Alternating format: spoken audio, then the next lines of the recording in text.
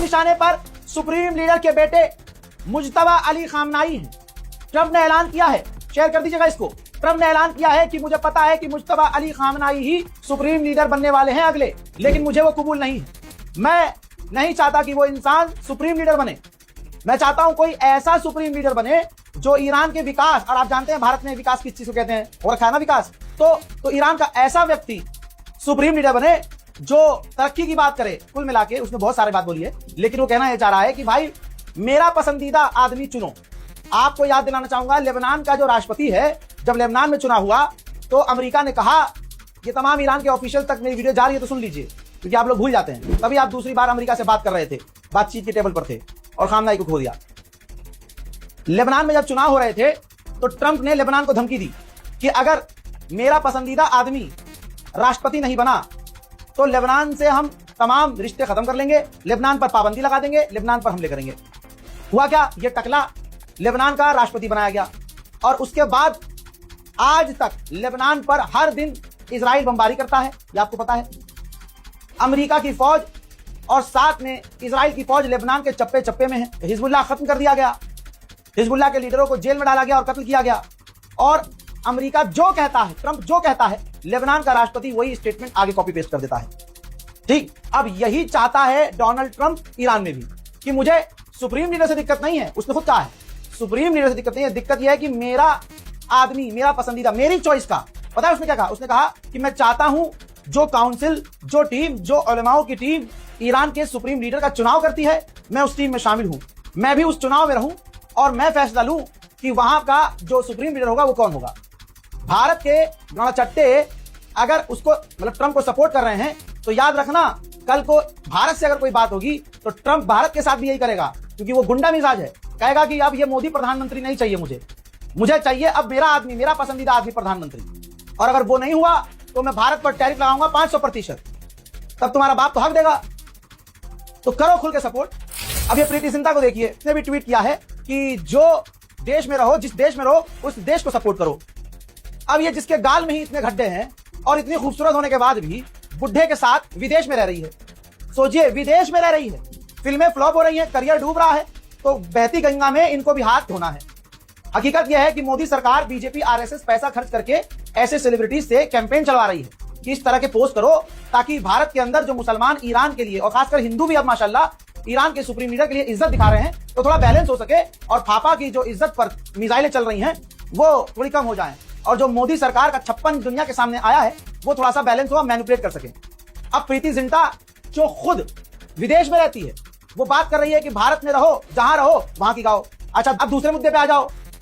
प्रीति जिंटा से कहूंगा, सुन, इधर सुन बुढ़िया, मेरी बात सुन। तू जो कह रही है कि जहां रहो वहां की तारीफ करो, वहां को सपोर्ट करो, तो पहली बात तुझसे मैं ये कहूंगा, जहां रहो, जहां की पैदाइश हो, वफादारी तो तब है जब तुम वहां के इंसान से शादी करो।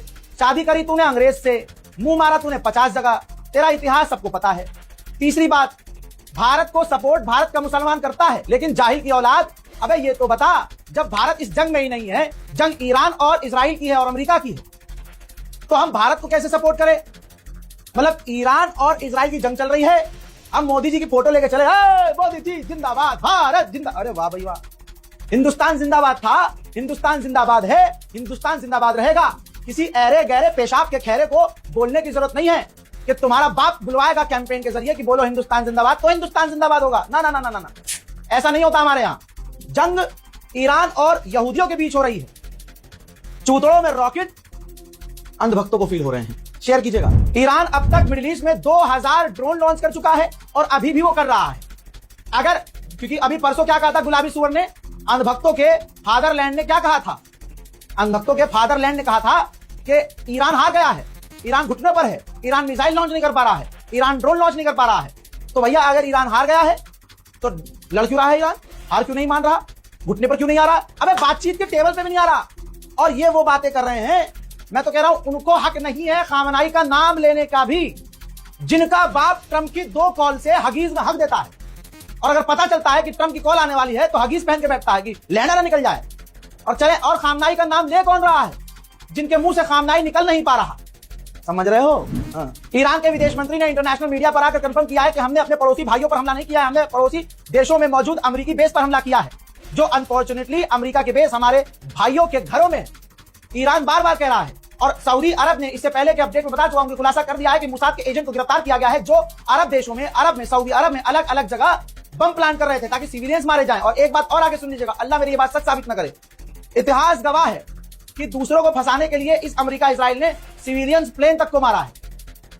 अल्लाह ना करे ऐसा हो कि कोई सिविलियन प्लेन गुजर रहा हो, विदेशी, ईरानी नहीं, और पूरी दुनिया को ईरान के खिलाफ भड़काने के लिए अमेरिका इजराइल सिविलियन प्लेन को मारकर यह ना कह दे कि ईरान की बैलिस्टिक मिसाइल हिट हुई है।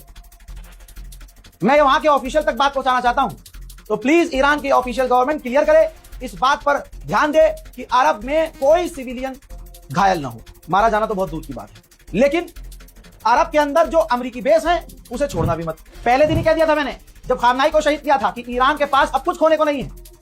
ईरान के विदेश मंत्री ने फिर कहा है कि सब प्रोपेगेंडा है, हम बातचीत के टेबल पर नहीं है, ना हम बातचीत करेंगे, ना बातचीत का हमारे पास कोई अब मकसद है, क्योंकि अब कोई ऐसा पॉइंट नहीं है जिस पॉइंट पर हम बैठकर बात कर सके। ईरान के विदेश मंत्री ने बिल्कुल सच बोला है, जो दिखाया जा रहा है, जो नजर आ रहा है वही बोला है कि हमारी मिसाइल अभी भी सही काम कर रही है, बिल्कुल सटीक निशानों पर लग रही है। वहीं ईरान के विदेश मंत्री ने भाई दिल जीत लिया, जहां ईरान पूरी तरह से घायल है, हर जगह जख्म है। ईरान का विदेश मंत्री बोलता है कि अगर जमीन पर अमेरिका उतरना चाहता है तो हम जमीनी जंग लड़ने के लिए भी हैदर के लाल तैयार है। अल्लाह अकबर। ईरान के विदेश मंत्री ने कहा कि वो हार गए हैं, उन्होंने हासिल क्या किया है, खामनाई की शहादत के बाद हम नया सुप्रीम लीडर चुनने वाले हैं। कमांडरों को मारा था, कमांडर रिप्लेस हो चुके हैं, जो जो जगह खाली हुई, जो जो शहीद हुआ, उसकी जगह तुरंत दूसरा नेता या दूसरा अधिकारी आ चुका है, रिजीम चल रही है, और जो हमारी रिजीम का प्लान था वो हो रहा है। सोचिए वॉर क्राइम कितना बड़ा अमेरिका ने किया है। ईरान के विदेश मंत्री ने खुलासा किया कि जो इंडियन ओशियन में हमारे युद्धपोत को मारा है, उसके अंदर कोई हथियार